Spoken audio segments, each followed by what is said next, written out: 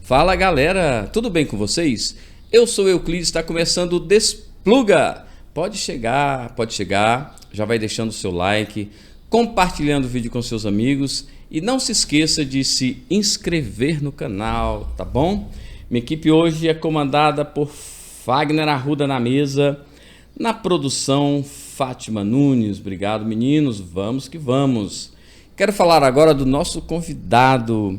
Ele é um psicanalista clínico, ele é músico também, produtor de vídeos e empresário. Jack Motif, seja bem-vindo ao Despluga, tudo bem com você? Tudo bem, para mim é uma alegria estar aqui, a gente ensaiou algumas vezes de vir, é verdade. Não deu certo, a correria nossa impediu, mas para mim é uma grande satisfação. Jack, legal você estar aqui, um prazer é meu conversar com você, esse papo legal. Vamos falar um pouco para as pessoas que não te conhecem ainda, saber quem é o Jack Motif. Jack Motif por Jack Motif. Bom, Jack Motif tem muitas facetas, né? Eu trabalho desde os 13 anos de idade. A nossa família é uma família de comerciantes. E então, desde os 13 anos de idade, eu estou nas empresas trabalhando e trabalhava desde a carregar fardos de tecidos no lombo das costas, e não porque era obrigado, hein? Mas, enfim, já estava ali no sangue ali aquela vontade de fazer acontecer, né? E nessa trajetória toda, em seguida veio psicanálise, antes veio a música, desde muito cedo, muito jovem, despertei para a música por incentivo da minha mãe, que inicialmente me estimulou. Como é o nome da sua mãe? Minha mãe é Cileima. Cileima, mineira do Triângulo Mineiro. Me estimulou na música por conta da viola caipira. Caramba, música regional, mas de Minas Gerais, aquela música, a música caipira de raiz. Música raiz, né? Mas eu não me identifiquei muito, né? Não me identifiquei muito. À medida que eu fui tendo contato com as músicas da época, daí eu fui me identificando com os sintetizadores, os teclados, o piano, e aí, enfim. Então a música é uma das minhas vertentes desde os meus 15 anos de idade, né? Legal. E, enfim, um brevezinho resumo. Desde que eu te conheço, você é da igreja, né? Você frequenta uma igreja evangélica, né? Você é dessa geração que nasceu na igreja? Como foi a sua história como você se conheceu em Cristo? Como você se converteu? A minha família, meus parentes, todos eles vêm de uma origem cristã protestante, depois evangélica, né? Por que eu digo depois evangélica? Esse termo evangélico, ele é relativamente mais recente, né? Então nós somos de origem presbiteriana, então tem tios que foram fundadores de igreja no estado, cidades de Minas Gerais, em São Paulo. Então essa é a minha origem, né? Mas meu encontro, vamos dizer assim, a minha decisão pessoal de ter uma relação mais íntima com Deus, com Jesus, se partiu com 15 para 16 anos de idade, né? Foi uma coisa muito, muito sem influência de ninguém. Foi no meu quarto, eu sentia assim, uma necessidade de estar mais próximo de Deus, e sozinho eu orei, fiz uma oração e falei: Deus, eu quero estar mais perto de Ti, quero participar mais do que o Senhor tem para mim.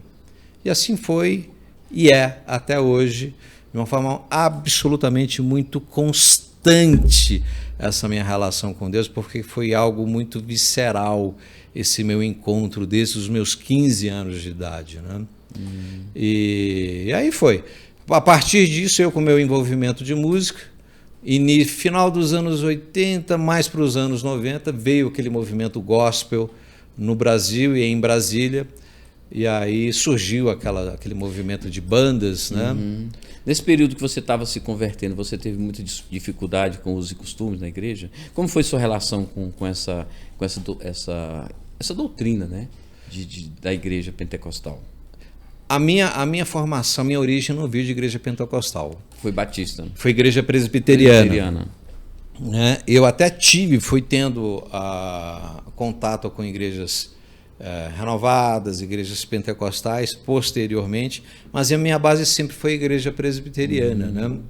E foi muito interessante para mim eu ter esse contato diverso com outras formas de pensar a espiritualidade, porque para mim só enriqueceu, né?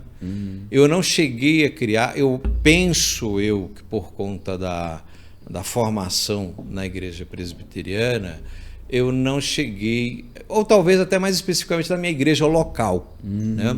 Não chegou a ter, como se vê muito em algumas igrejas, aquela restrição, olha, não vai para aquela igreja não, que aquela igreja é muito adepta a isso ou aquilo. Então não se houve essa restrição disso ou daquilo. Entendi. Sempre que foi estimulado, eu acho que essa foi uma característica muito interessante na minha vida pessoal, o meu contato com pessoas que estimulavam o pensar, o equilíbrio, o bom senso, o botar na balança e tomar decisão. Então isso se acompanhou na minha formação de espiritualidade, de fé, como em todas as outras matizes da vida. O que estava tocando naquela época? Você falou desse movimento gospel de bandas, né?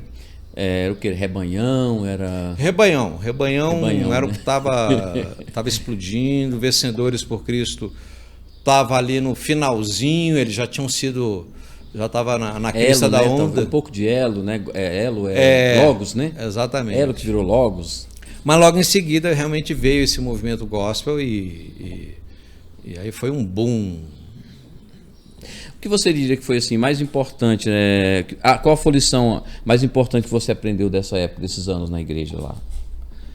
Você diz da minha convivência? Sim. Com esses grupos de música, de banda, o que você viu que foi assim, isso foi importante para mim? Olha, foi um tempo assim tão bacana para mim, porque a gente ainda pegou uma época que nós tocávamos por prazer. Havia aquela vontade de falar de Jesus, por falar de Jesus. À medida que as bandas foram se profissionalizando, foi surgindo aquela coisa de cachê de banda, de se cobrar às vezes para ir num lugar para tocar, né? Eu não cheguei a pegar o auge disso não, né? Eu fiquei ali até mais ou menos ali pelos idos de 95, né? Então eu peguei aquele momento mais raiz, em que a nossa única motivação era evangelizar. Evangelizar e o prazer pela música. Isso era muito legal, porque a gente ia em tudo quanto era canto, buraco, praça, igreja grande, igreja pequena. Ainda se tinha muito preconceito. Isso era o que chamavam de primeiro amor? Acho que sim, acho que pode se considerar, porque você não colocava condicional nenhuma para você falar aquilo que estava brotando de dentro de você, né? Enfim, foi algo fantástico, maravilhoso, e a gente escolheu muitos frutos disso. Com o tempo você teve uma visão diferente do Deus que você conheceu lá no passado?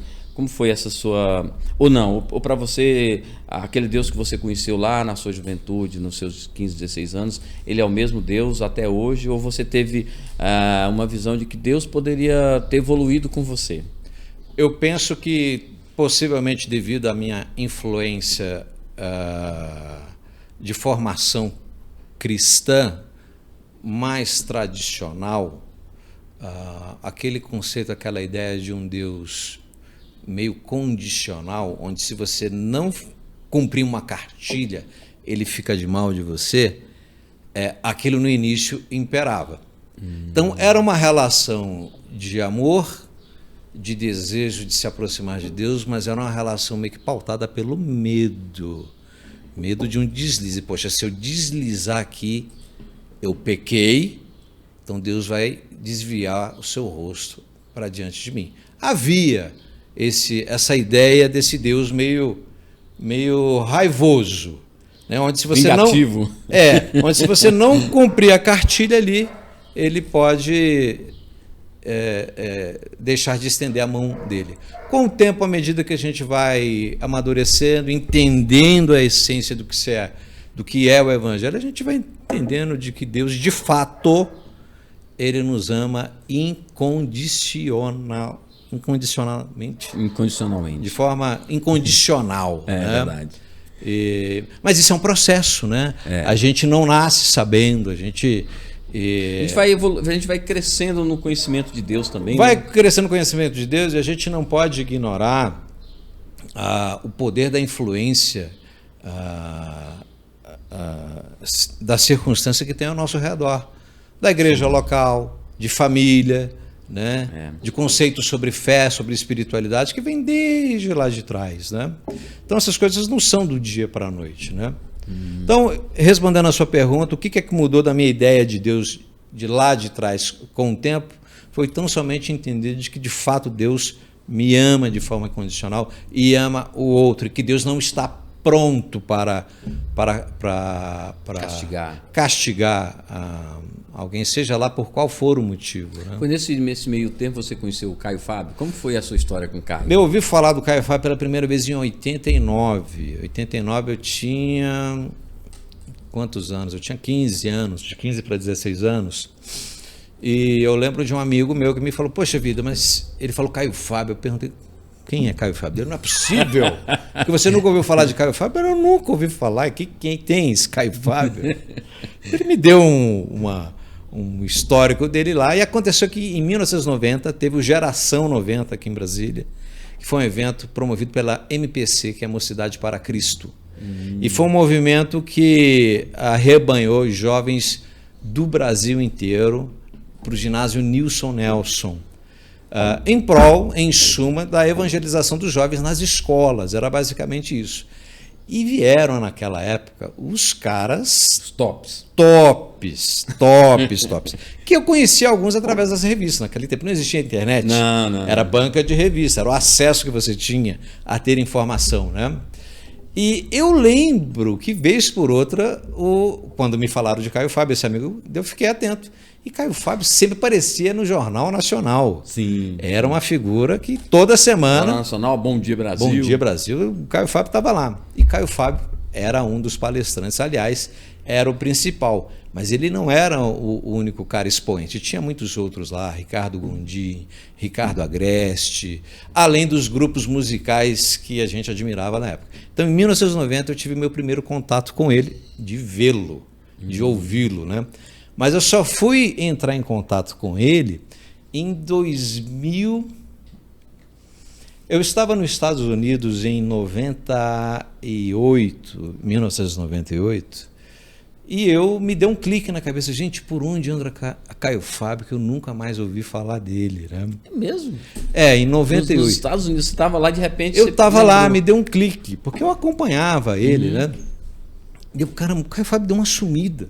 O que foi que aconteceu? Eu entrei na internet e já tinha notícias lá do Caio Fábio acerca de alguns assuntos bem polêmicos que vieram à tona acerca da vida dele no ministério, a vida dele em família, a vida pessoal. Daí procurei saber, gente, caramba, aconteceu isso com o Caio Fábio? Ok, ficou por isso mesmo. Em 2002, se não me engano, ou 2001, me lembrei do Caio Fábio novamente. Gente, Caio Fábio. Digitei e estava ele lá com um site, que era um site, o primeiro site que ele montou, onde ele disponibilizava as cartas. Sim, né? eu lembro. Eu lembro assim, depois, né? Exatamente. Já tinha o Caminho da Graça nessa época, né? Não tinha. Antes do Caminho da Graça. Antes do Caminho da Graça, né? E as pessoas escreviam para ele. Ele respondia. Diversos temas, falando de dores, de dramas pessoais, e ele respondia, disponibilizava lá. Olha, eu comia aquele site lá, vendo os comentários dele, era muito maravilhoso.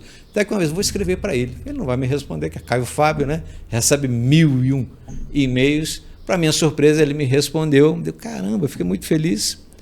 Aí, em 2004, o André Barcelos... André Barcelos do grupo... Raízes. Tecladista. Nós somos amigos já há muitos anos. Caramba, que legal. E ele me falou, Jack... André Barcelos é famoso. André Barcelos é famosíssimo. Inclusive, a gente se falou agora há pouco. Ele me falou, Jack, adivinha quem é que a gente está articulando para trazer aqui para Brasília? Eu não tenho a menor ideia. Caio Fábio. E no dia tal vai ter uma reunião. Se você quiser vir, mesmo, claro que eu vou. E era uma reunião pequena e foi fantástico. Lá me apresentei para ele. Ele disse que me lembrava lá da minha mensagem. Foi lá em 2004, julho de 2004, que a gente estabeleceu o nosso primeiro contato, e foi o embrião em julho de 2004, daquilo que veio que se configurar Caminho da Graça. Né? 2004. O Caminho da Graça começou em 2000 e quê? 2005? 2006? 2005, começo de É 2005. porque em 2005 eu lembro que eu fui lá no La Salle. O início foi lá no La Salle mesmo? Em julho de 2004, como eu falei, foi essa primeira reunião, só que uma vez por mês, de julho até dezembro, o Caio saía do Rio de Janeiro, vinha para Brasília para uma reunião com as pessoas, e as reuniões iam crescendo. E o Caio, olha, estou suspeitando que isso aqui está ganhando corpo. Se vocês entenderem que a gente pode, quem sabe, formalizar esse grupo aqui, eu só dependo de vocês. Nossa, e aí a turma, ok, vamos sim. Até que, de fato, como você falou, início de 2005 a gente... Quando eu fui ao Caminho da Graça, já tinha... Foi 2005 mesmo. Já tinha muita gente, muita gente. As reuniões, você sabe onde é que eram? Foi naquele colégio SEMA, no auditório do colégio SEMA, que fica ali próximo ao Dom Bosco, a igreja Dom Bosco. Depois fomos para a Academia de Tênis de Brasília. Depois da Academia de Tênis de Brasília, fomos para o La Salle. Quando eu fui, já era no La Salle. Uhum. Comecei indo ao La Salle. Cara, você fez um documentário, essa história com o Caio Fábio, você fez um documentário da viagem dele para Israel. Como foi essa experiência de fazer um documentário com o Caio Fábio? Ouvindo as mensagens, pregando ali e você gravando um vídeo. Como é que foi essa? Bom, primeiro, para mim sempre foi um sonho conhecer o Caio e estar perto dele, né? Não só para mim, mas para muita gente, né? Então, quando eu tive essa oportunidade de estar perto dele, a gente está perto mesmo, a gente é amigo bem pessoal um do outro, para mim era uma alegria muito grande. Aí o que aconteceu? Eu sou psicanalista já há 20 anos, esse ano está fazendo 20 anos que eu atuo. O Caio tem alguma coisa de psicanálise? Tem, ele também tem formação nessa área, né? E aí, eu atuo já há 20 anos, por volta de 2010, 2009, 2010, eu decidi montar um site para mim. Contratei um fotógrafo para tirar umas fotos para o meu site, lá para o meu consultório, e me deu um clique enquanto ele tirava uma foto com essas câmeras que você usa aí, só que não eram tão modernas quanto essas. E eu peguei e falei, ô fulano, eu tô querendo, rapaz, que você me indique alguém para filmar, que eu queria gravar uns vídeos dele. Ele falou, olha, essa minha câmera aqui filma, se você quiser a gente filma alguma coisa, eu só não sei editar. Aí você procura alguém. Não, então tá bom, vamos filmar aí. Tá, só pra gente testar, fala alguma coisa aí. Fala alguma coisa. Daí ele preparou a iluminação, ficou muito legal, fotógrafo, né? Toda aquela experiência de luz e sombra. E eu peguei e falei uma frase, ele filmou, me deu o vídeo. E detalhe interessante, essa fala aqui deve ter, talvez, não tem 10 segundos. É mesmo? Tá nas minhas redes sociais lá esse vídeo já de 12 anos atrás, 12, 13 anos. Lá pra ver. Primeiro videozinho, tá lá. Que a frase foi o seguinte: o que é que sobra de você sem a imagem que você vende? Ele falou, fala alguma coisa, me veio essa coisa na cabeça. O que é que sobra de você sem a imagem que você vende? Né? Essa frase veio na minha cabeça ali, possivelmente inspirado, acho que no embrião das redes sociais, hoje então nem se fala, mas as pessoas são muito motivadas a se vender, sim, a se mostrar, muitas vezes quem nem são, de verdade, né? Mas enfim, isso aí dá pano para manga para falar sobre isso. Ele me deu material, olha, tá aqui, agora você corre atrás de quem foi editar isso. E eu lembrei naquele momento, gente, eu estou me recordando aqui que o meu computador tem um editor de vídeos nativo. Vou tentar fuçar nesse negócio. Eu tenho um jeito para essa coisa, eu gosto de tecnologia. Resumo da ópera, fui mexendo aqui, entrei em tutorial dali, aprendi a mexer, gostei, fui pegando um gosto danado por aquilo, fui fazendo um curso, comprei uma câmera simples e fui fazendo curso. Daqui a pouco eu vi que a câmera que eu comprei era obsoleta.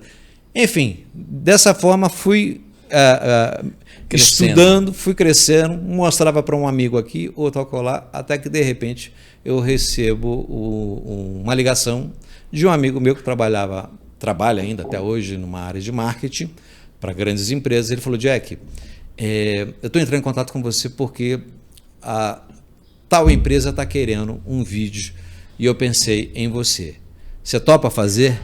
E eu, meu Deus do céu, eram meus desejos, né? E de repente acontece uma coisa dessa. A insegurança também, né? Não, total. Né? Mas daí eu lembrei num dos cursos que eu fiz, que o palestrante falava, olha, nunca diga não para uma proposta que você receber, ainda que você não saiba. Vai lá, se vira. Eu falei, claro, a nossa equipe está pronta. Nossa equipe. Pois bem, deu, tá bom, vamos embora, vamos fazer como é que é, me explicou lá mais ou menos, e fui lá na empresa, gravei assim, mas olha, o tempo todo eu gravando, filmando, gente, a minha cabeça a 1000 por hora já elaborando a pós-produção, e eu esquematizei uma coisa que foi o seguinte, no dia que eu ia enviar para eles o vídeo, para eles aprovarem ou não, eu marquei o dia de uma viagem, que eu já estava programado, porque olha, eu já estava imaginando, gente, eles não vão querer, até porque eu tinha colocado um preço alto. Eu tinha colocado um preço alto mesmo. Eles não aceitam. Não, esse cara é caro demais. Não quero. Cara demais. E certamente, para o padrão deles, eles vão olhar e não vão dar o ok. E foi isso que aconteceu. Viajei com a minha esposa à época, fomos para a praia, eu quero saber de uma coisa? Vou curtir, relaxar. Estava lá na praia, mandei para eles, de repente eu recebo a ligação. Foi aprovado. Jack, que espetáculo! Mostramos aqui pro chefe, pro dono das redes, adorou, tá aprovado, manda o número da conta. Qual era a empresa? Coco Bambu. Caramba, você fez o primeiro vídeo pro Coco Bambu. Primeiro vídeo pro Coco Bambu. E foi aí é top, né? E foi tão interessante que eles acabei fazendo outros vídeos pro Coco Bambu. Um dos vídeos foi vinculado nos aviões da Latam. E, poxa, foi bacana demais aquilo, né? E daí eu fui estudando, até que o Caio Fábio foi vendo isso. Agora chegando à sua resposta, né? Na sua pergunta, para dar a resposta. O Caio viu, o Caio sempre trabalhou com vídeo, né? Desde que ele se converteu lá. Sim, ele tinha a Vind, né? Primeiro a Vind, né? É. Mas antes da época da Vind ainda. Pois cara. é, mas antes da Vind, o Caio já tinha esse contato com televisão, né? Tinha um programa na Band, né? Não sei se era, sei lá.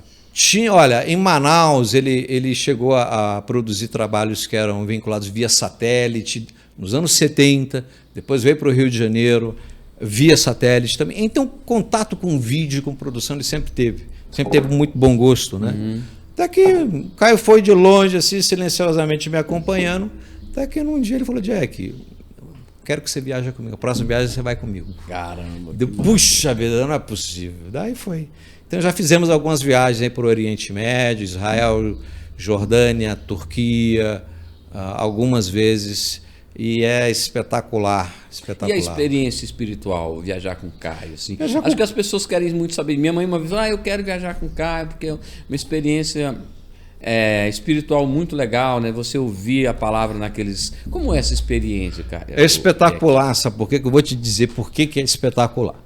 Quando você chega num lugar XYZ, um lugar de valor histórico, espiritual até, né? Você chega lá, primeiro o Caio te dá um panorama histórico, social, econômico, psicológico. Por fim, ele entra com Bíblia. Então, quando ele entra com a Bíblia, você já está azeitado, você já foi umedecido, você já foi todo preparado com toda aquela informação do contexto. É absolutamente espetacular. Eu não estou puxando o saco do Caio aqui, ele sabe, nunca puxei saco dele, mas os guias ficam assim encantados com a riqueza de conhecimento dele.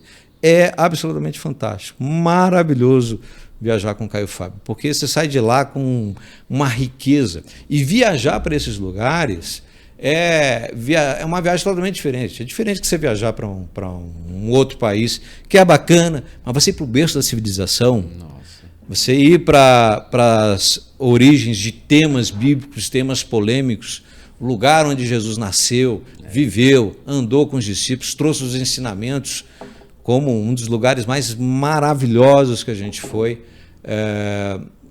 no provável lugar onde Jesus proferiu o sermão da montanha, em frente ao Mar da Galileia.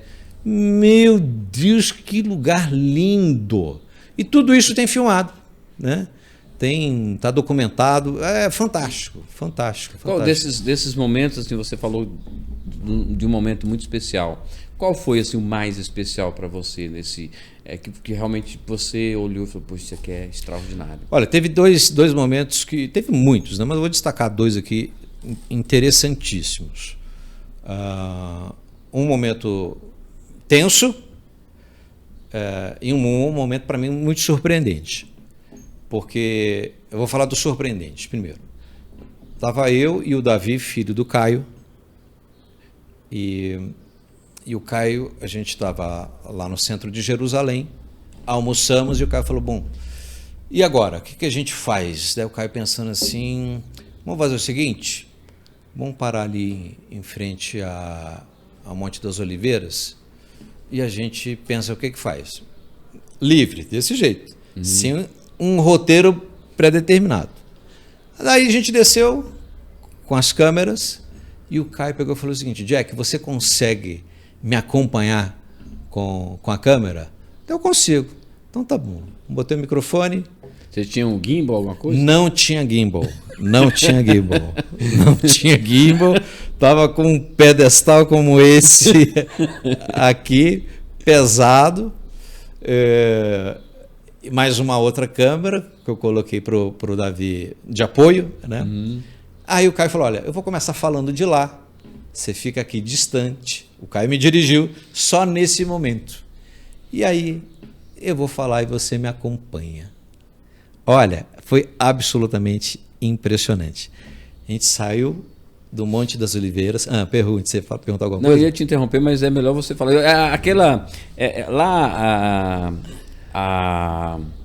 O piso é de pedra? Ou não? A calçada de pedra? Sim. Ele veio caminhando e você filmando ele? Em muitas partes de pedra. Só que o trajeto que ele fez saiu do ambiente só de pedra. E isso é que foi interessante. Porque a gente saiu do Monte das Oliveiras e o Caio começou a dar um panorama de 3.000 anos de história da igreja até chegar nos tempos atuais. Ele transitou muito ali, tempos de Salomão, Jesus. Só que ele começou falando e foi andando.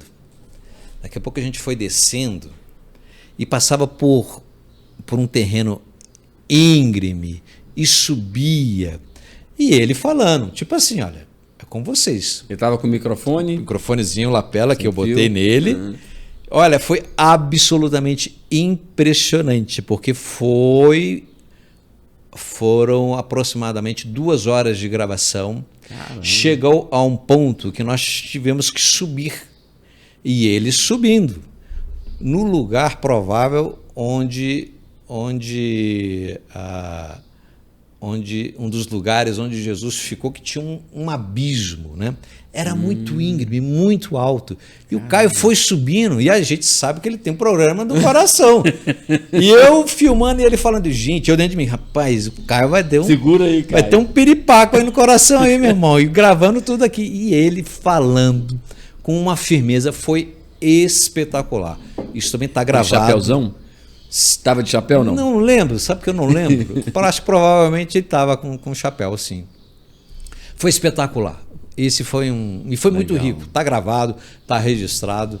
E um outro momento muito interessante foi quando, seguinte, numa dessas viagens, nós chegamos no hotel cedo, era por volta de umas 4 horas da tarde, e eu sempre fui muito pilhado nessas viagens.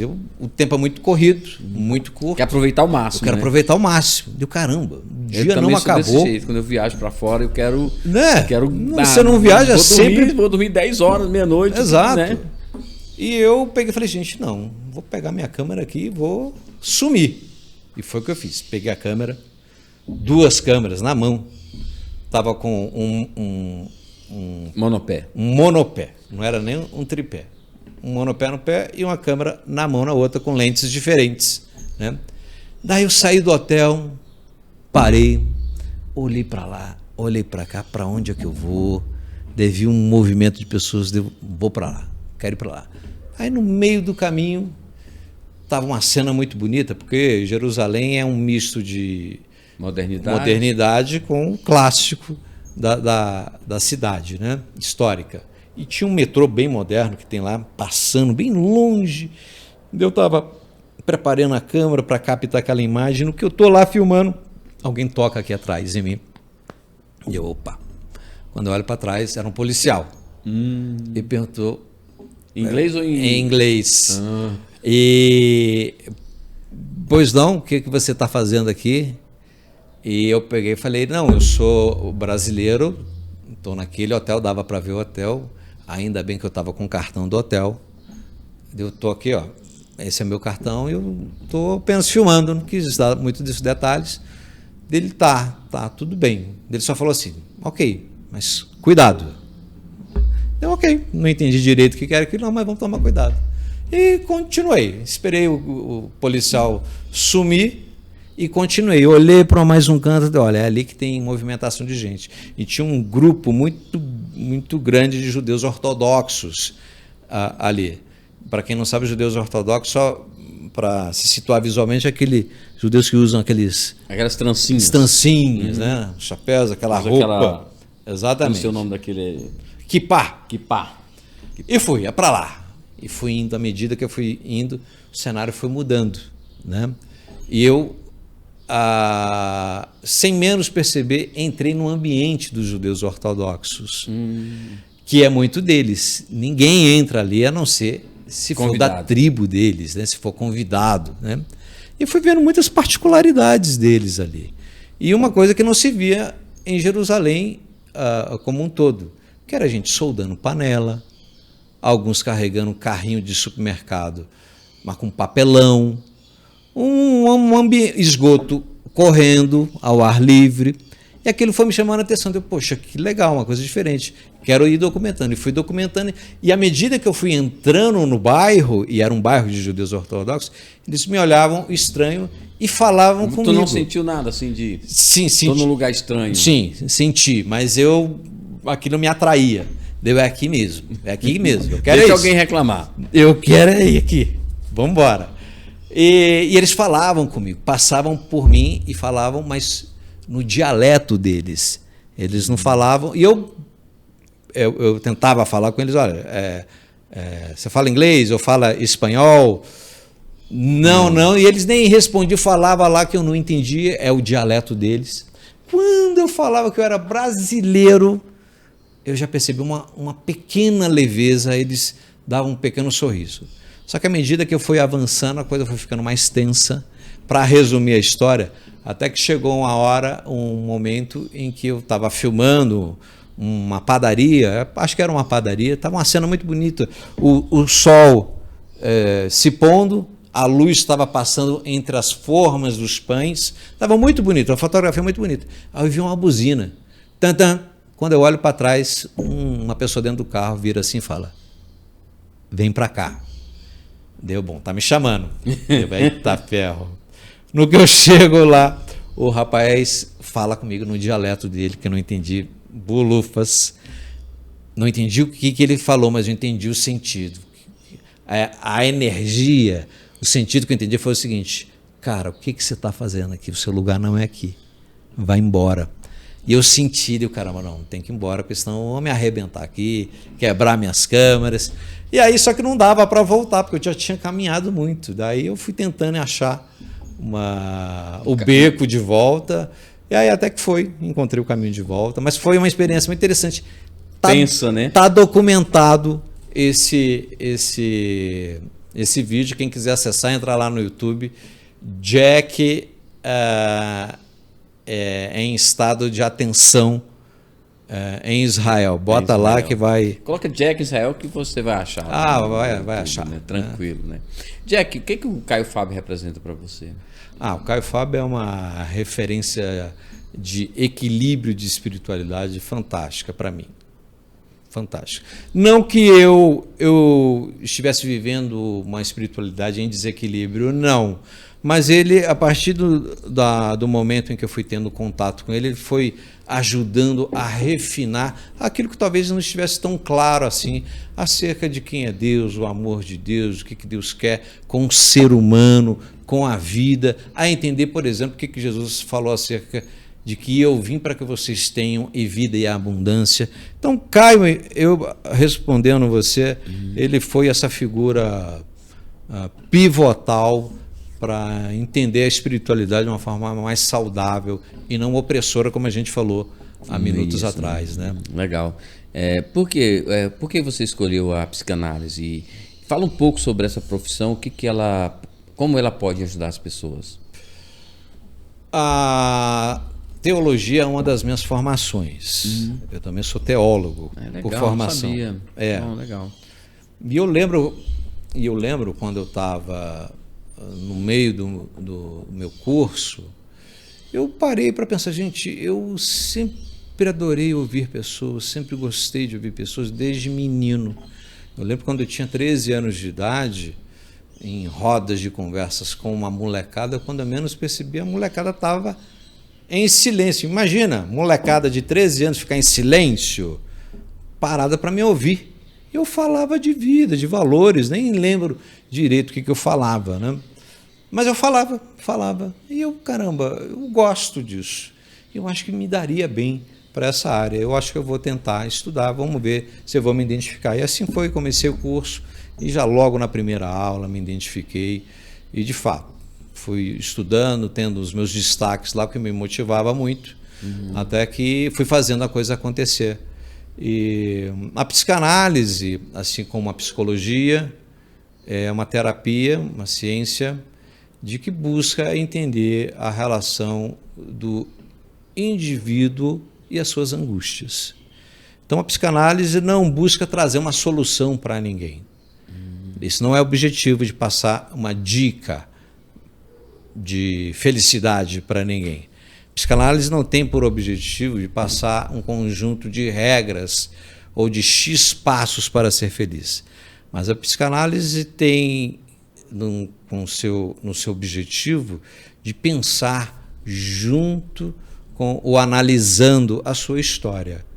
E através desse pensar, a gente estimular a pessoa a olhar para a sua própria vida por ângulos, talvez que ela ainda não enxergou. Pontos de vista diferentes. Pontos de vista diferentes. Então, através com esse cutucar, com esse estímulo a pensar diferente, a própria pessoa vai encontrando a resposta para si. Porque se não for assim, ninguém cresce, ninguém amadurece. Se você entra numa de, olha, você tem medo de barata, então por que você não faz assim? Por que você não faz assado? Não é assim. A psicanálise vai entender que o seu medo de barata é apenas a ponta do iceberg. Então a gente vai tentar, através de investigação, entender o que foi que originou esse medo de barata. E através dessa investigação a gente vai ver que medo de barata é só um detalhe, que a gente está vendo que essa insegurança, esse medo vai afetando em muitas áreas da vida. Então é um processo de investigação, terapia, que não há mágica, né? Um terapeuta não é guru. Então, se não entender a terapia e a psicanálise como um processo de investigação... Nessa de psicanálise, você atende muitas pessoas assim, com algumas demandas. Quais são as maiores demandas que você vê, que você atende? Elas são diversas, né? Mas, por exemplo, interessante sua pergunta, porque eu vou te falar aqui, o perfil de pessoas que eu já atendi e ainda atendo nesses 20 anos. Eu atendo desde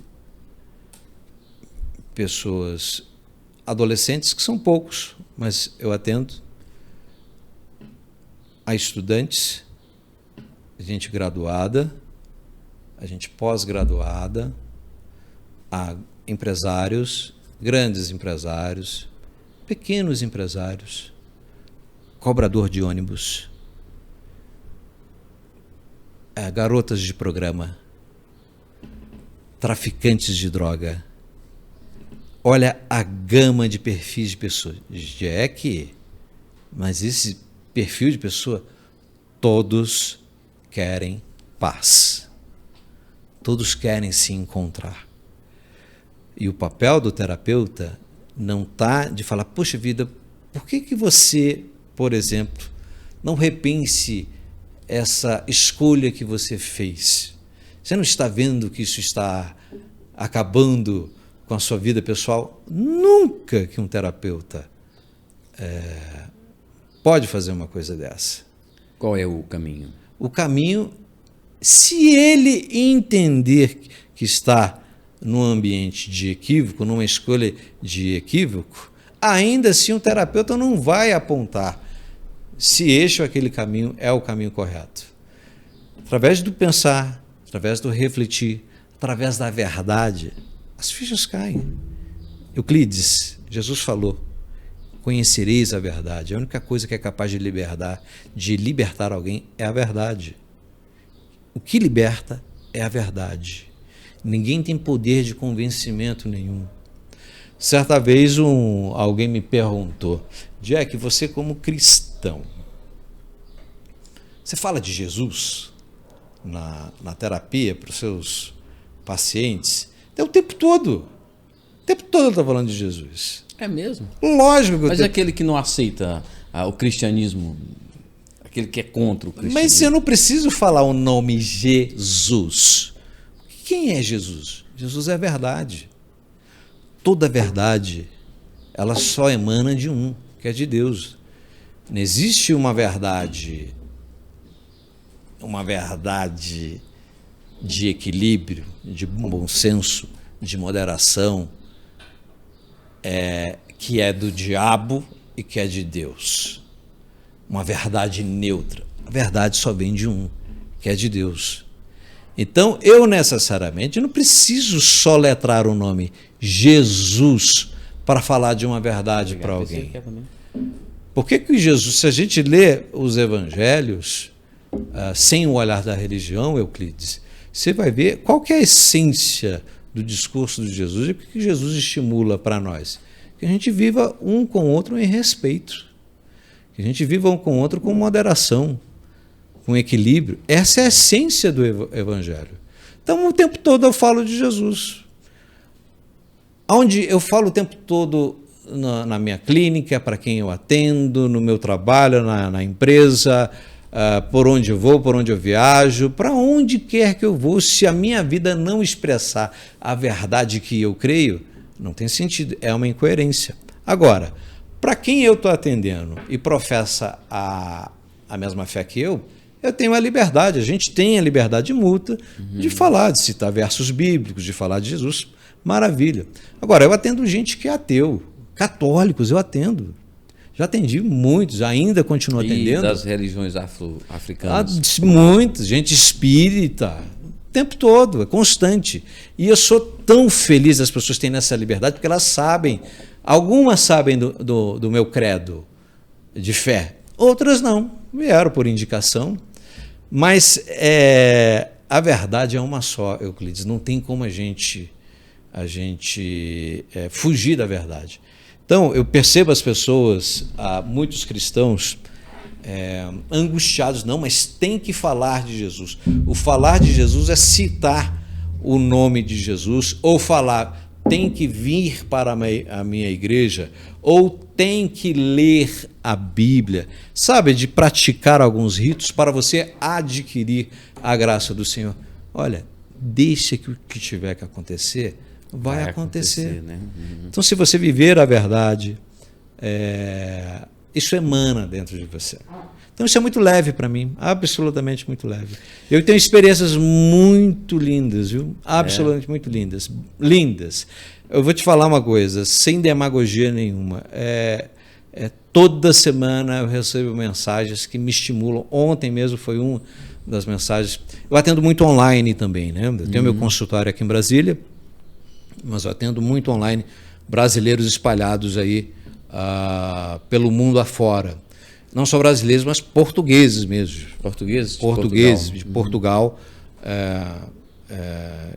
E então, ontem mesmo eu recebi uma mensagem de uma dessas pessoas que eu atendo de fora, enfim, agradecendo as terapias que nós tivemos, que foram um estímulo para ela ter uma visão mais equilibrada da sua relação com Deus e da sua vida pessoal, que tem deslanchado. Então, é maravilhoso você não ir por força nem por violência, mas ir com a verdade, porque dentro de você pulsa a verdade.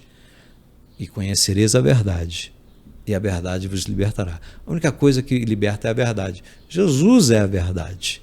Então, esse é o princípio, essa é a base no qual eu trabalho, vivo, seja no meu consultório com os meus pacientes, seja na minha empresa, seja com os trabalhos de produção de vídeo, seja em família, seja onde for.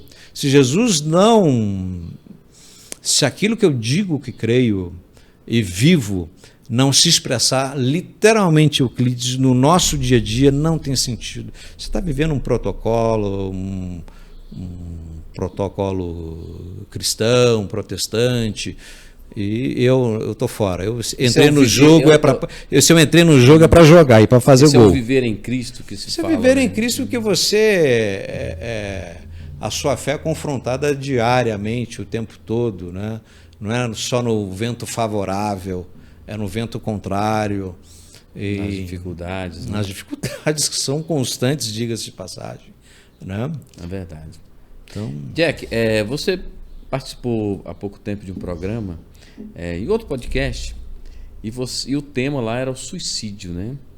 É um tema que a gente tem, vez por outra, e sempre visto, né? Se falar muito dele, ouvido falar muito dele. Por que as pessoas querem acabar com a sua própria vida? Porque perderam a esperança. Sem esperança, que motivação há para viver? A gente precisa de um sonho para sonhar. Sem sonho para sonhar, sem algo para perseguir, mas algo sólido. Porque, diga-se de passagem, até para sonhar algo fútil, isso nos motiva. Se você pegar qualquer pessoa que deposita uma energia muito forte num sonho que é transitório, eu não vou falar o que é, seja ele qual for, seja mensurável ou não, seja de um relacionamento casual ou não, mas é um sonho. Sabe aquela coisa, não, rapaz, essa coisa tem que ser minha, eu quero. Isso motiva. Uma pessoa que chega a um ponto de não há mais prazer em viver porque perdeu esperança, não tem mais sonho para sonhar. E, infelizmente, a gente tem visto a cada dia que passa um número crescente de pessoas que não têm mais sonho para sonhar. Perdeu esperança. E o que é mais triste, eu estava vendo um dado estatístico recente, de que a cada dia que passa se observado essa desistência de vida, e cada dia com pessoas mais jovens ainda. Há relatos de crianças com 10 anos, com 9 anos de idade. Tem um centro de apoio a pessoas que tentaram suicídio aqui em Brasília, onde eles têm estatística de crianças com 10 anos que já tentaram suicídio. Então é muito triste você ver numa criança, em jovens, onde se é de se esperar o natural, é sonhar, é rir, é brincar, é imaginar, pensar o dia melhor, a novidade do dia, mas não está se perdendo esperança. É muito triste. E é mais triste ainda você ver, infelizmente, um paradoxo talvez, a gente vê pessoas dentro da fé cristã, pessoas em igrejas cristãs, que já cometeram suicídio, né? Perderam a esperança. É condenável? Não, não condeno. Eu consigo ter assim um coração absolutamente muito misericordioso para quem já tentou, ou de tristeza para quem cometeu isso. Porque alguém que chegou nesse nível, olha, porque chegou num estado de tristeza muito grande, absolutamente muito grande. Então, esse contexto de desesperança, ele é muito forte. Isso acontece também acontece mais nessa geração? Você acha que os jovens de, 15, 16 anos, é uma geração que não tem muitos objetivos? Penso que sim, isso é muito observado, e vou lhe dizer uns caminhos para a gente pensar, né? Eu ainda peguei uma época em que, para você ter acesso a algumas informações, não existia internet, como a gente comentou aqui, era a época das bancas de revistas, né?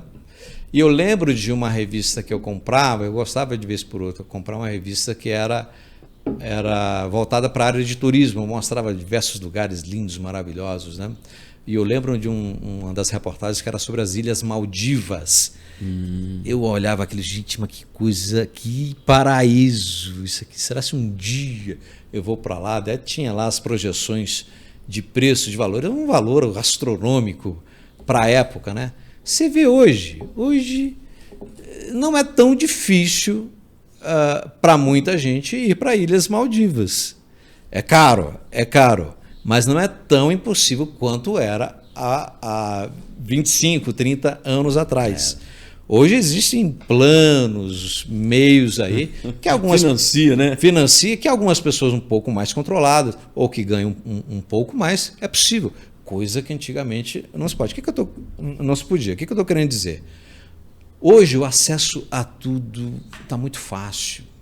Muito fácil. O que acontece? A gente vive um tempo em que a juventude tem acesso ao que quiser. E o que falar da sexualidade precoce? O que falar do acesso à pornografia? Jack, você está com uma conversa moralista? Não estou com conversa moralista. Qualquer acesso precoce à sexualidade, ela não é saudável. Você queima etapas na vida de forma muito grande.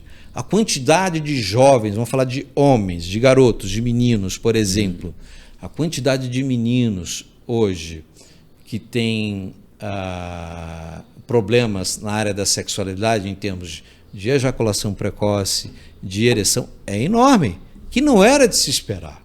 Daí você vai estudar, você vai entender a correlação muito grande com o acesso precoce, a informação o tempo todo. Não há mais novidade. Em resumo, o que eu quero dizer não há mais novidade. Então não há mais sonho para perseguir. Não há mais aquilo, poxa, eu quero aquilo, eu quero alcançar, eu quero suar, eu quero investir, eu quero... Sabe a ideia do processo? A ideia do processo é saudável para você alcançar. Para você olhar para trás, puxa, eu investi, eu suei para conquistar o que eu tenho. Então a juventude de hoje, eu falei da sexualidade, mas é ampliando para tudo quanto é área. Então a gente tem pulado essa etapa do processo, que é fundamental na formação. Você acha que hoje o acesso à sexualidade, ao sexo, é muito fácil para os meninos, né, principalmente? Porque estou tentando te interpretar. Antigamente, né, a gente tem que falar de antigamente, né? Eu quero ver aquela partezinha ali. Hoje tem as músicas que são bem sensuais, né? Tem aí a gente pode falar de várias coisas que respiram sexo, né? Que respiram sexo, né? E perde aquele que você falou da época do Bang Bang lá do Faroeste, que quando a mulher levantava um pouquinho o tornozelo, o homem já desmaiava, né? Essa falta de... Sem dúvida. Você sabe que eu estou lembrando aqui do meu orientador na faculdade. Eu perguntei para ele, o Pedro, Dr. Pedro Anguete. Eu perguntei, o Pedro, um senhorzinho já, hoje, né? Eu perguntei, doutor Pedro, na sua época de juventude, o que é que deixava vocês jovens loucos, fascinados ao ver uma moça? O que era? Ele virou assim para mim e falou, na nossa época, quando a gente conseguia ver a ponta do joelho, era um fascínio, a gente ia ao delírio, para você ver como é que é a coisa, né? Então hoje, esse acesso fácil, a um clique na internet, você tem acesso ao que você quiser. E você escolhe. Então o que a gente tem visto? As pessoas têm criado até um Frankenstein na cabeça, porque é assim que tem sido. Eu quero... Vamos falar dos homens, né? O homem é muito visual, né? Em geral, o homem é muito visual. Então, se um homem entra nesse ritmo de acesso a tudo, de ele escolher o que quiser, ele monta um Frankenstein na cabeça. Eu quero a boca dessa, o peito daquela, a perna daquela outra. É um Frankenstein de um ideal fictício, fantasioso e que não gera vida nenhuma. Que nunca vai existir. Né? Nunca vai existir, por consequência disso a gente vê uma geração que não sabe se relacionar. Não é muito comum a gente ouvir, meu Deus do céu, esse povo de hoje não sabe nem conversar. Um tempo desses, uma moça falou para mim, olha, eu estou assustada porque os homens não sabem beijar mais, não sabem nem conversar, quanto mais beijar. E ainda chegaram a me relatar dizendo o seguinte, olha, quando a gente tenta conversar e olhar nos olhos, eles ficam desconcertados e desviam o olhar. Porque esse contato humano de toque, de pele, de se investir, de se permitir ser conhecido, não há mais interesse, aliás, há medo. Por isso que a gente está vivendo uma geração de homem frouxo, de menino frouxo e de homem frouxo. Porque não sabe se relacionar, não há nenhum desejo, porque não se sabe nem se relacionar. Né? Primeiro porque sem o toque, porque uma coisa é o visual, né? Você pode ver uma mulher, você sabe mais do que eu sobre isso, porque você é psicanalista, mas assim, às vezes você olha uma mulher e pensa, que mulher linda, maravilhosa, sei lá, uma Gisele Bündchen, sei lá, uma mulher que você acha bonita, mas no pessoal, no toque, não representa absolutamente nada. É totalmente diferente. Não é só a questão da beleza, é a questão da pele, né? E às vezes os meninos hoje não sei se eles conseguem perceber isso, que não é só a beleza, não é só aquela beleza que ele acha, né? É mais do que isso, né? E talvez essa falta de sair do quarto, de sair do videogame, de sair na rua, de brincar, né? Talvez leve essa geração a essa coisa que você falou sobre a desesperança. Às vezes a pessoa não se encontra também, né, Jack? Não se encontra, porque o contato com o mundo real não existe, né? Há uma imersão no mundo irreal, fantasioso, que, como você citou, é da internet, é dos videogames. Há alguma coisa errada na internet, nos videogames? Não. O negócio é que a gente não consegue encontrar equilíbrio nisso, né? Não consegue. Eu acho que esse entendo eu que esse é um dos grandes problemas no tocar, no acontecer da vida, que é essa dificuldade de encontrar equilíbrio nas coisas. Seja em qualquer que seja o acesso, né? Encontre equilíbrio. É verdade. Vamos falar sobre positivismo. Você é uma pessoa bem positiva, né? Eu vejo os seus posts, você está sempre levantando o astral das pessoas, colocando para as pessoas refletirem um pouco sobre a sua própria situação. Você acha que as pessoas elas atraem coisas boas ou elas criam coisas boas? Qual a diferença do atrair e criar? Né? Talvez seja na atitude, na ação da pessoa, o que faz uma pessoa atrair coisas boas e criar coisas boas, na sua opinião? Eu gosto do estilo de vida do dinamarquês. Os dinamarqueses têm uma postura muito interessante em relação aos acontecimentos periféricos da vida no seu dia a dia. Se, por exemplo, um dinamarquês estiver em contato com uma outra pessoa que não é um dinamarquês, estiver num tempo de frio na rua, o não dinamarquês virar para o dinamarquês e falar, puxa vida, mas que frio terrível, não dá para fazer nada. Sabe o que o dinamarquês vai falar? Não, é esse casaco que não está esquentando o suficiente, preciso comprar um casaco melhor. O dinamarquês tende a não colocar a força externa como a causa do seu incômodo. A ideia do dinamarquês é qual que é a solução para diante desse fato aqui. Existe um fato, existem fatores externos que podem estar contribuindo para a coisa não avançar, ok, mas o que eu posso fazer para contornar esse fator externo? Eu não te diria que eu sou positivista, eu não me considero um positivista, mas eu acho que eu tenho entendido a olhar para a vida com este olhar. Porque o vento contrário vai vir na vida. Vai vir. Né? O dia mal vai acontecer. Nem sempre é dia mal. Tem tempos que os ventos estão favoráveis. Mas e quando acontecer o dia mal? como é que a gente vai estar? Como é que vai estar o nosso coração? Então, eu acho que se a gente tiver um coração com uma predisposição para olhar diferente o vento contrário, eu acho que isso aí faz toda a diferença. Toda. Então, o meu coração se dispõe a isso. Então, quando eu converso com pessoas que estão passando por dificuldades, esse é o meu estímulo para as pessoas. Olha, está com essa dificuldade, está acontecendo isso é fato. Mas vamos tentar enxergar outras possibilidades da gente tentar contornar isso. De camuflar. Não sorrir diante da situação que não está pedindo riso. Às vezes a situação está pedindo choro. Às vezes a situação está me levando a estar de fato impotente, e de fato eu me sinto impotente. E eu não vejo mal algum eu falar, olha, eu estou numa situação que eu não estou dando conta. Eu não estou dando conta. Eu estou fraco. Hoje estou fraco. Qual o problema de chegar nisso? Eu sou muito enfático nisso, Euclides, porque a gente vive num tempo onde a confissão positiva parece que tem sido a abundância. Você não pode falar que está com dificuldade, que o outro já critica. Opa, peraí, calma, não fala essa palavra.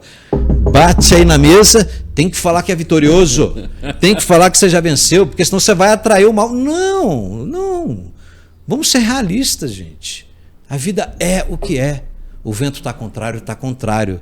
Como é que a gente pode contornar isso? E o que nos vai fortalecer na vida é como a gente olha para o vento contrário. Por isso que esse exemplo do olhar do dinamarquês, eu acho sensacional. O outro vem e fala, meu Deus, esse vento está terrível. E não vai deixar a gente render melhor. Vem o dinamarquês, não. O problema é o nosso casaco que não está dando conta. Eu tinha uma outra... Eu já tinha ouvido sobre isso, mas o exemplo do quadro, sei lá, um Guernica, um quadro bem terrível, assim, com muita violência, com muita tristeza. Aí uma pessoa olha, nossa, que tristeza, quantas mortes, quanta desgraça, quanta coisa ruim nesse quadro, esse quadro é terrível e tal. Aí o outro chega assim, cara, tem um verdinho ali, tem uma planta, tem uma flor ali nascendo, tem esperança nesse quadro, né? Tem uma coisa ruim, mas tem esperança. Então, às vezes, é o ponto de vista da pessoa, né? Como a pessoa olha aquilo, né? Exatamente. E você deu uma deixa aí que eu lembrei de uma palavra fantástica de Jesus. Espetacular. Jesus certa vez falou assim, são os teus olhos a lâmpada do teu corpo. Se os teus olhos forem bons, todo o teu corpo será bom. Mas se teus olhos forem maus, quão grandes trevas ele será. Olha que fantástico Jesus disse. Em resumo, Jesus está dizendo o seguinte, a forma como você olha para a vida, filma a vida, interpreta a vida, será fator determinante para que a sua vida seja um inferno ou céu. Então, é um fator imprescindível a gente avaliar como que a gente enxerga a vida. Então, por isso que eu sou enfático em dizer que não basta eu tonificar a minha voz e dizer, não, eu vou acordar de manhã, abro a janela, bom dia sol, bom dia pássaros, o meu dia hoje vai ser diferente, né? Tem uma frase que é a seguinte, hoje eu serei a minha melhor versão. Gente, não é no grito e não é no empenho do timbre da voz que a gente vai se sair melhor, mas é numa consciência de realidades, sendo consciente das realidades e estando atento a si mesmo em como a gente olha para a vida, para as circunstâncias, como disse Jesus, a forma como a gente olha o mundo será determinante para a nossa vida ser luz ou não. Você tem algum autor que você gosta nessa área do positivismo, autoajuda, algum que você poderia citar? Tem algumas pessoas muito legais. Eu gosto de Juan Nasio. Juan Nasio é um psicanalista espanhol, fantástico, porque ele tem uma linguagem muito, muito simples, não técnica, e se faz ser entendido acerca da relação do terapeuta e o paciente. E o que acontece no processo de terapia, né? Gosto de alguns escritos do Augusto Cury, muito legal a visão acerca de Cristo e a humanidade, né? Tem um livro, eu tenho lido um livro fantástico sobre as crianças dinamarquesas, que falam como é que o processo de criação, de formação de caráter delas acontece. Enfim, tem algumas pessoas muito legais. Leitura é uma coisa que é sempre recomendável a gente fazer. A gente vive uma época que é muito estimulado a ver, assistir na internet. As redes sociais estão aí, os vídeos é o que comandam, né? A gente lê pouco, né? Vê muito vídeo. Lê muito vídeo, né? É verdade. E quando lê, às vezes não lê nem tanta coisa útil assim, né? Nessa sua fase de musical, você tocou em alguma banda? Fez parte de alguma banda assim, conhecida ou não conhecida? Não sei se foi tão conhecida assim, mas fiz, né? Então, quando eu comecei com banda, quando eu comecei com música, né? Eu fui aprendendo, entrei em aula, enfim, fui me desenvolvendo. Daqui a pouco começamos uma banda que depois veio a se chamar Kadesh. Kadesh. Esse nome não é estranho, né? Que o vocalista era o JT. Depois teve nós gravamos o disco, que ainda era vinil, logo em seguida. Você gravou um vinil? Vinil, bolachão. Sou das antigas, bolachão, né? Gravamos em Belo Horizonte com a produção de Moisés, que era da Banda Azul. E depois a banda teve um racha, brigas internas. Aí uma das partes, o JT montou a banda dele, que foi o Metal Nobre, e a outra parte ficou se chamando um outro nome, que era a Banda Virtude, né? Eu fiquei pro lado do Virtude, cheguei a gravar mais um outro trabalho, e o JT com o Metal Nobre, eu não fazia parte da banda, mas o JT chegou a me chamar para gravar os trabalhos deles. Então eu cheguei a gravar uns 3 CDs, mais um DVD, que inclusive foi gravado em Taguatinga, um DVD, se não me engano, em 93, muito legal, tem esse show aí no YouTube. E de lá para cá, eu saí da banda, dessa coisa de movimento gospel, em 96, porque eu não estava mais me enquadrando nesse esquema gospel, né? Mas a música nunca saiu de mim, então saí das bandas, mas sempre era chamado para gravar aqui, tocar, colar. Quem são suas referências, seus ídolos na música? Poxa vida, tem muita gente. Para você falar de música, a gente tinha que marcar um encontro aqui só de música, porque olha, música corre aqui na minha veia. Eu sou tão conectado com música, mas tão conectado com música, que para mim não basta ouvir música. Eu tenho necessidade de saber quem é que está tocando. E não é só saber quem é que está tocando. Eu quero saber quais os instrumentos usaram. E não só isso. Para mim me interessa saber qual estúdio gravou, em qual cidade. Isso é tudo muito rico, isso é histórico. E por conta disso, eu fui adquirindo com o tempo uma biblioteca de memória aqui, de pessoas que tocam, que cantam, fantástica, né? Então, para falar de músicas cristãs, por exemplo, a minha referência, os meus grandes estimuladores, inspiradores, é Sérgio Pimenta, Guilherme Kerr, Jorge Camargo, Nelson Bomilca, Grupo Milad. Milad é aqui de Brasília, né? Milad de Goiânia. De Goiânia. Tem muita gente. Se eu citar aí, Banda Azul foi uma dessas turmas aí. E daqui a pouco eu estava aí tocando. Agora, se eu falar de música internacional, aí a lista é gigante, é muito grande. Qual é a tua vibe na música internacional?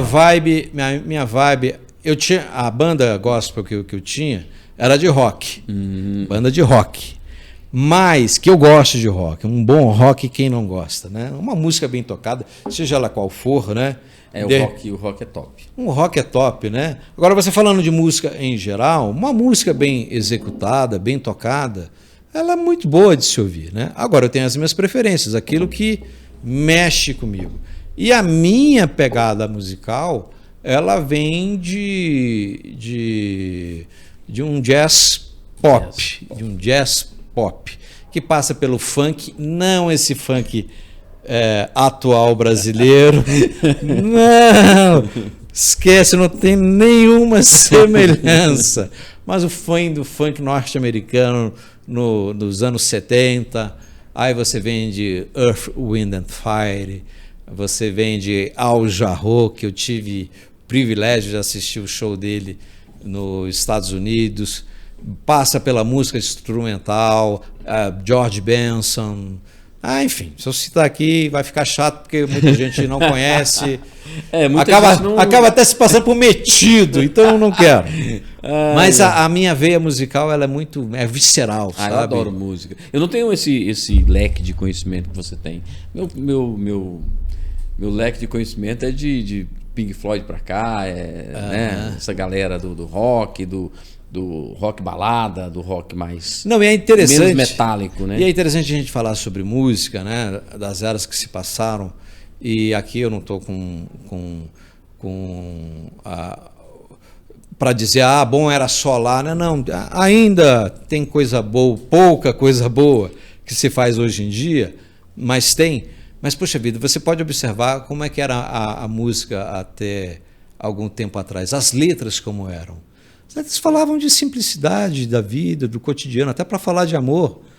Era um outro toque, era uma outra pegada. Olha os nomes das bandas, se você para prestar atenção, olha como é que os bandas hoje soam como cafona. As bandas populares, né? De música popular. Paralamas do Sucesso, vê se isso é nome de banda. Né? Kid Abelha. Mas antes era Kid Abelha e os Abóboras Selvagens. Né? Roupa Nova, vê se isso é nome de grupo, de banda. Mas para você ver como que permeava na cabeça das pessoas, era outra coisa. Essa década, né, de 80 foi muito, muito, muito criativa. Muito né? criativa. Falar de Legião Urbana, exato. Né, sei lá, era riquíssima, né? Riquíssimas, e as letras com conteúdo, né? Com conteúdo de reflexão, de reflexão política, né? De comportamento. Né? As letras cristãs também, elas tinham uma densidade teológica, bíblica, que tinham um outro peso. Né? O próprio exatamente. Light, né? O próprio... Agora, eu repito aqui, não estou dizendo que hoje não tem nada. Tem. Mas se você olhar no montante, a primazia não é num conteúdo mais... Você me parece uma pessoa que viaja muito, né? Você falou sobre... Você viu um show ao vivo lá nos Estados Unidos. Dessas suas experiências e suas viagens, qual foi a experiência? Qual foi a que te trouxe mais gozo, mais alegria, que você se sentiu mais feliz dessas viagens? Você falou, essa viagem foi a viagem. Poxa vida, é difícil. Não cheguei a viajar tanto assim não, mas algumas viagens, né? Essa sua pergunta é difícil, porque eu vou te falar, uma das coisas que sempre me motivou a viajar, um destaque que eu te dou é o seguinte: eu nunca gostei de viajar engessado, do tipo, eu vou só para visitar esse lugar, ou que me disseram. Eu nunca consegui viajar com guia. Eu gosto de ir e explorar o lugar, né? Eu viajava numa época que também, comecei a viajar numa época que não existia GPS. Então essa coisa de você ir, se tinha um mapa. Eu li na revista, sou da época da revista, li que lá no lugar tal é bacana. Como é que se chega lá? Então, só nessa coisa de como é que se chega lá, já é um barato, porque você se perde, e no que se perder você conhece outros lugares bacanas, muito legais. Então, eu te destacaria que nessas viagens, essa coisa livre de explorar, não seguir uma agenda, tem sido muito legal. Legal. Seja lá fora quanto aqui também, né? Posso perguntar para vocês, você passou sua lua de mel nos Estados Unidos, não foi? Passei nos Estados Unidos. Seu primeiro casamento. Exatamente. Nos Estados Unidos, fui para o Havaí também. Foi muito legal. Foi em 2 lugares. É que Havaí também é nos Estados Unidos. Né? Exatamente.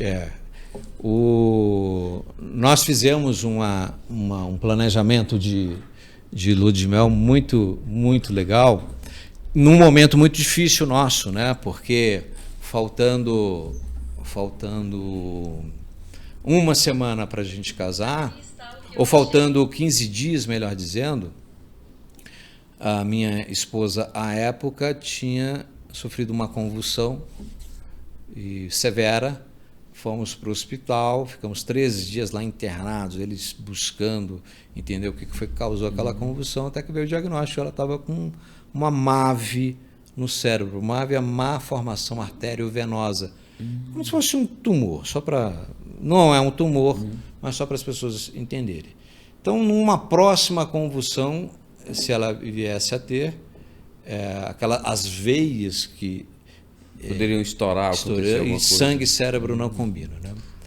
E aí o médico falou, olha, então você pode vir, caso tenha uma próxima convulsão, a ficar com perder fala, visão, ao lado esquerdo todo paralisado ou vir até a falecer. Imagina você receber um diagnóstico desse faltando 15 dias para casar. Pancada, né?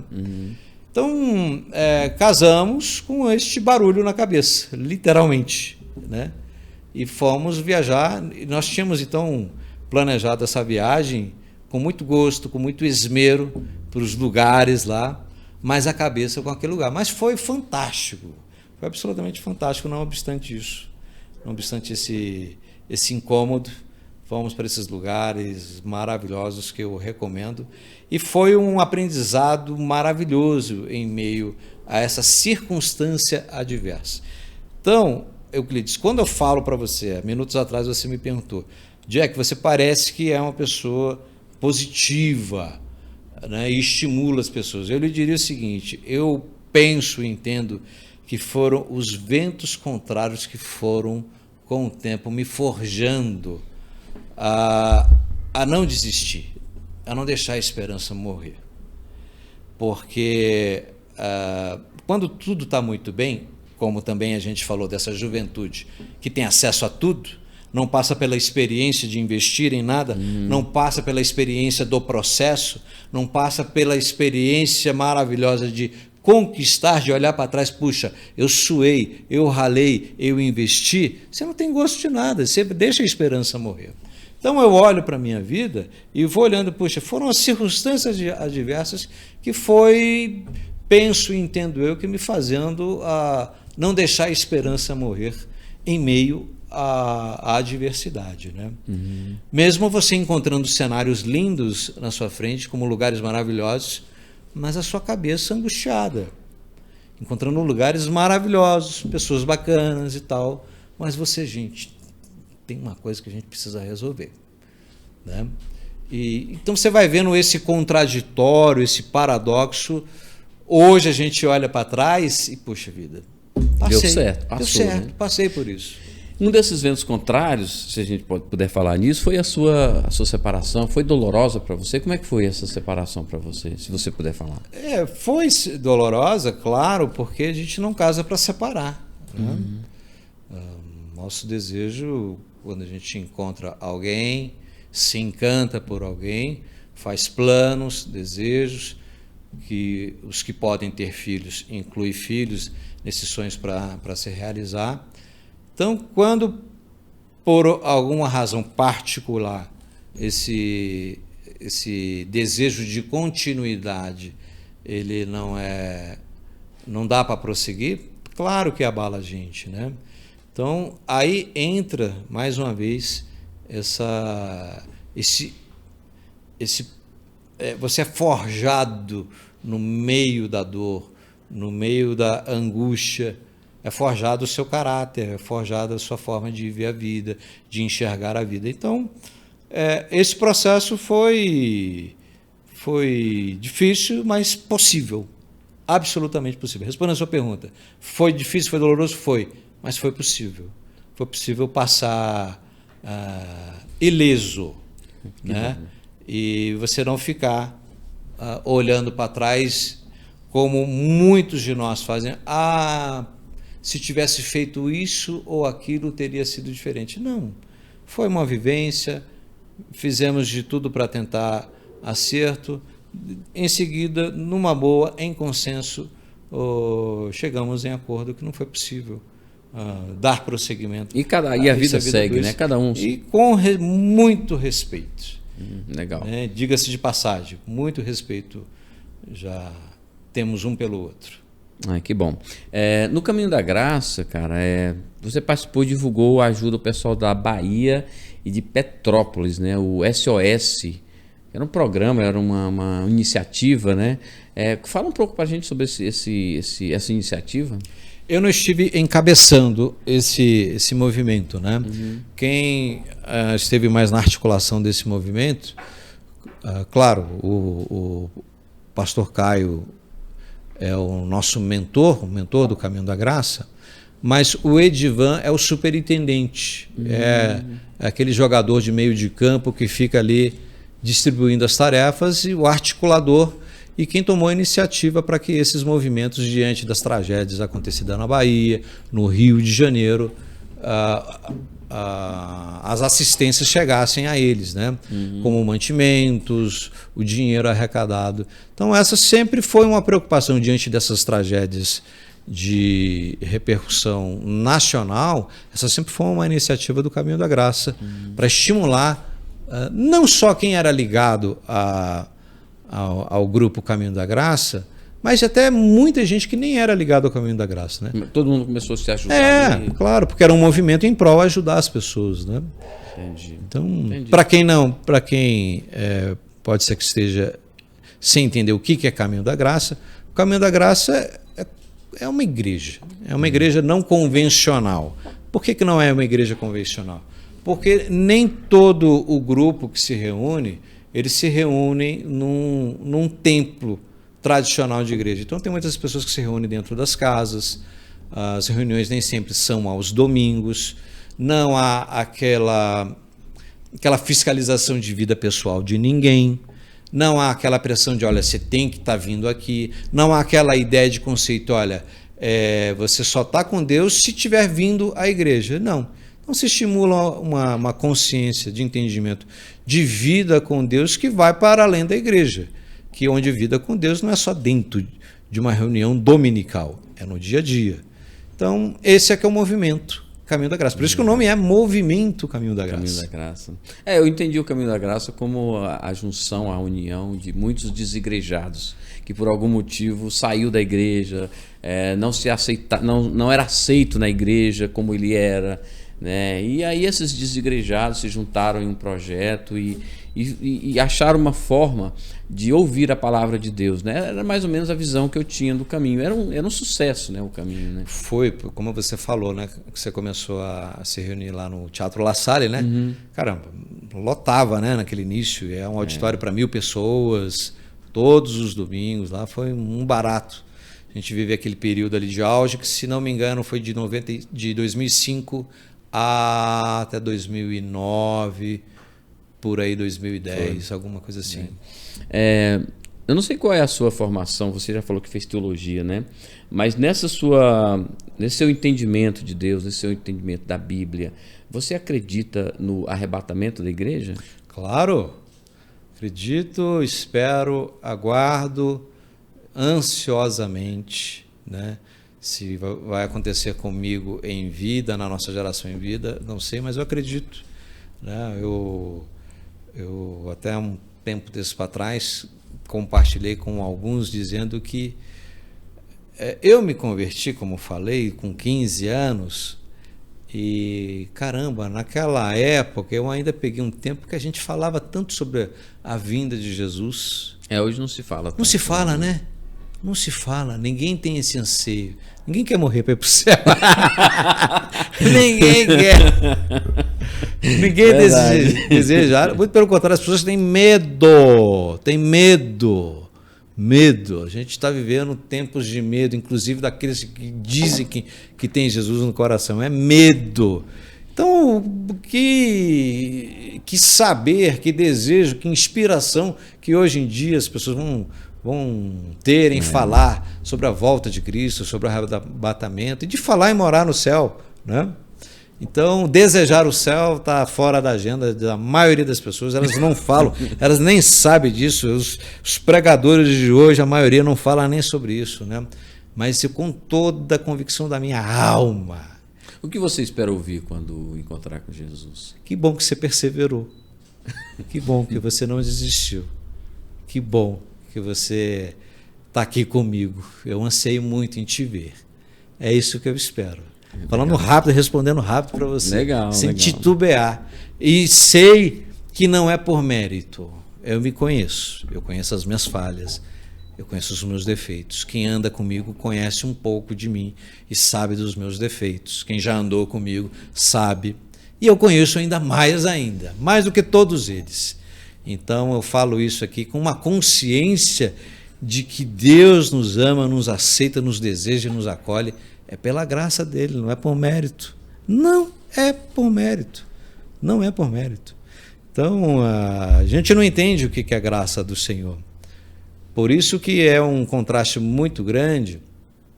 A gente vê ainda a igreja como um todo hoje pregando um tipo de viver com Deus que é baseado na barganha, né? No mérito, né? No mérito. Você tem que vir aqui à igreja para alcançar graça. Você tem que dar o dízimo para Deus te abençoar financeiramente.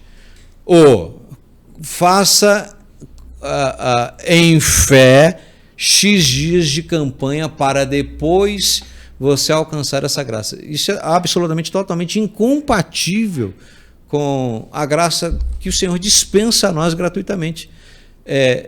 Você é para não fazer campanha nenhuma? Não estou falando isso. Você pode fazer.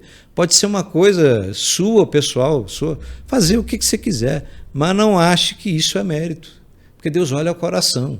Tanto é, porque é uma coisa muito difícil da maioria de nós entender. Por exemplo, por que Davi, salmista Davi, foi considerado o homem segundo o coração de Deus? Me diga, porque aquele homem pisou muito na bola. Muito. Né? Hoje não seria aceito na maioria das igrejas, a não ser que ele fosse um político legal aí, um empresário cheio de grana, daí os caras fazem vista grossa, né? Mas provavelmente ia fazer vista grossa, porque era rei Davi, né? Mas por conta da vida pessoal, na maioria das igrejas não é chamado. Ele foi um péssimo pai. Num tempo de guerra, que era para ele estar na linha de frente, ele não foi nem na guerra, foi dar um giro no terraço da casa dele, viu uma mulher que estava tomando banho, segundo o relato ela era maravilhosa, ele não aguentou aquela coisa linda de Deus, não resistiu, mandou chamar a bichinha, deu no que deu. Não, e mandou o marido dela para a batalha. Para a linha de frente. Ele não foi moleza. Ele articulou a morte do cara, porque ficou cego de paixão pela mulher. E ficou grávida, né? Ele fez isso porque ela ficou grávida, né?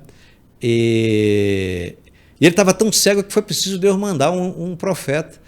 E o profeta ia lá, cutucava ele, nem se tocava, né? Acordou. Foi preciso o profeta dar uma cutucada brava. E depois que ele acordou. E por que ele foi considerado o homem segundo o coração de Deus? Porque Deus olha coração. Olha coração. Isso é difícil da gente entender. Pode alguém errante cair na graça do Senhor? Direto. Toda hora. Eu sou uma pessoa errante. Todos somos errantes. Alguns podem ser errantes mais explícitos, mas publicamente. Mas todos estão configurados, carentes da graça. Foi assim que Paulo falou: todos pecaram e todos carecem da glória de Deus. Então vem Deus e nivela todo mundo. Mas como a gente é muito visual, homem é visual, homem e mulher é visual, porque a gente tende a qualificar alguém com bons méritos, aquele que moralmente anda bonitinho naquele caminhozinho ali, certinho, moralmente, né? Tá cumprindo a cartilha, isso é uma pessoa do bem. Eu falo isso com muito conforto e com muita propriedade, porque para chover no molhado, eu sou psicanalista. Eu ouço muitas histórias, eu ouço muitos segredos. O que eu conheço de histórias de pessoas que muita gente nem imaginaria, de pessoas que, poxa, esse ou essa não faria aquilo, porque está num cargo assim assado, vocês não imaginam. Por isso que o meu posicionamento é que é leve, não foi livrinhos que me ensinaram a não julgar, né? Não. A vida foi me ensinando a ter um olhar humano para aquele que passa por uma dificuldade, ou até que voluntariamente, não, eu quero tomar essa atitude que não... Quero tomar, que se exploda as consequências. Mas lá na frente se arrepende. Enfim, todos pecaram. Todos carecem da glória de Glória Deus. de Deus. Vamos falar de um assunto mais ameno agora? Vamos! Você acompanha futebol?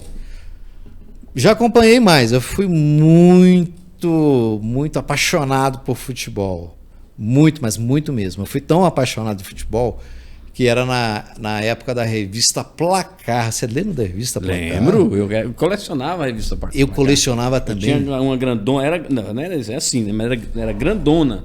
Uma capona, aquele é um pôster, né? A capa. Pois é, você lembra que toda a revista tinha essa que tinha a capona de fora, mas toda a revista no meio tinha um pôster de um time de futebol. Sim. Né? Sim.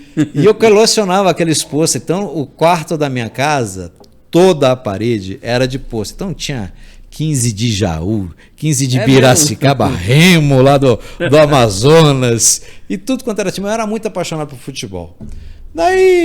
Daqui a pouco eu fui perdendo essa paixão toda, mas vez por outra eu acompanho. E a seleção? Não estou acompanhando tanto não, mas do pouco eu estou acompanhando. Daqui a pouco começa, né? Daqui a pouco começa. Eu estou com um otimista. Né? Eu estou um pouco otimista. Estou otimista aí com esse time, com essa turma nova. Acho que a gente consegue chegar lá na... Eu acho que sim, viu? Espero que a turma não seja tão vaidosa assim. Ame a bola, a paixão e jogue com prazer. Então você acha que a gente consegue ganhar a Copa esse ano? Depois das eleições, Copa. Depois das eleições, Copa, né? E a Copa vai ser num tempo atípico, né? Exatamente. Que geralmente é meio de ano, agora vai ser lá no Catar, na região bem quente. Escolher essa época para ser um tempo mais ameno. Eu acho que temos alguma chance. Legal. Jack Motif, muito obrigado pela sua participação aqui no Despluga. Foi uma honra ter você aqui, foi muito bom, muito obrigado mesmo. Quero deixar a câmera para você fazer as suas considerações, falar aquela palavra que você deseja falar. Tá bom. Olha, eu quero deixar para você meu desejo para você. Você procure viver a sua vida com equilíbrio, com bom senso, com moderação. Seja quais escolhas você venha a fazer, não deixe de incluir essas 3 características que a gente não bota para acontecer: equilíbrio, bom senso e moderação.